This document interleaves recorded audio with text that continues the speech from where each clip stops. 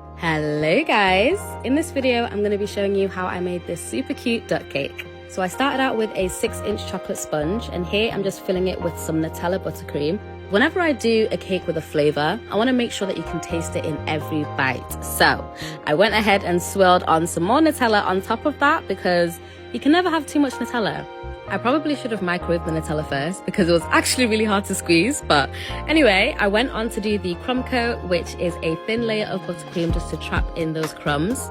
Your crumb coat does not have to be perfect, but I did run out of Nutella buttercream, so I went ahead and did a second crumb coat, so it was perfect. I let my crumb coat set in the fridge for like 15 minutes and then went on to do the final coat. And I love this shade of green. Anyone who knows me knows green is my favorite color. I can't even remember how I achieved this shade, but I know it took more than just green. I'm pretty sure I used some ivory, purple, yellow, and white. But anyway, as you saw in the beginning, this duck cake has a mini cake, and I decided to make this out of real cake. And it's so small, I used a piping tip to cut the sponge. I know! I love mini things. This is literally so cute. But it was a pain. In fact, it wasn't even that hard to ice. I just had to take a lot of trips to the freezer because when the cake was cold, it was a lot easier to work with. This part was very tedious though, so I used a #1 writing tip just to pipe on these drips, and then I put the cake in the freezer and I smoothed it out using my offset spatula to give it more of that cartoony look. And then I used the smallest star tip I had, which is a #14, and I piped on the little swirls, and it's so cute, I wanna cry. Okay, back to the big cake. I was sent this picture as inspiration, so to recreate the hedges, I just used some parchment paper and I cut out some arches or little bumps. I did that freehand, and then I used it as a stencil.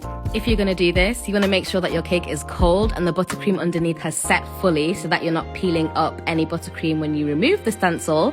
But this is what it looked like. I was really happy with the result. To create the waterfall, I just applied, why did I say it like that? Waterfall. For the waterfall, I just piped some buttercream down the side of the cake in like a organic rectangle shape, and I added some more buttercream near the bottom for like the splashes of water, and then I just smoothed it out, but not completely. I'm just making an extra big puddle here for the little duck. The little duck that fell down the waterfall. But yeah, I put the cake in the fridge for like 10 minutes and then I smoothed out the side, and that really gets rid of the texture without ruining the buttercream underneath. I then got some white buttercream and added some more details to my waterfall and just made it look really cutesy and cartoony but realistic. Like, I really like how this looked. I then used a large round tip from Amazon for the bubble borders.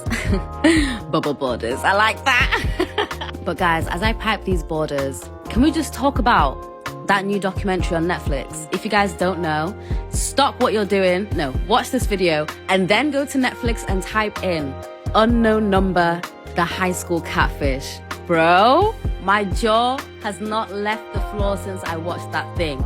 I am still in shock horror. Like, I've never heard of anything so insane. And I'm not gonna spoil it because you guys say I always spoil things, so I'm being good.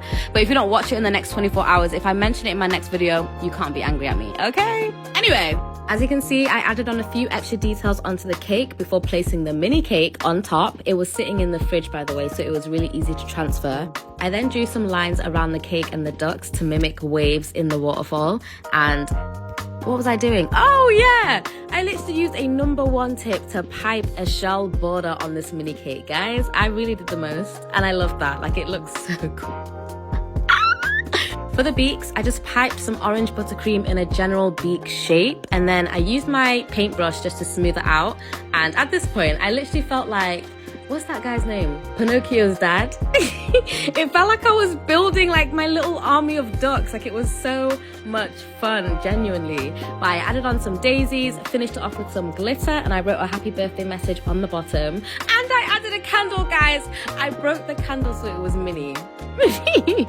This is how the cake turned out. I was so tempted to light the candle, but I thought that should be reserved for the birthday girl.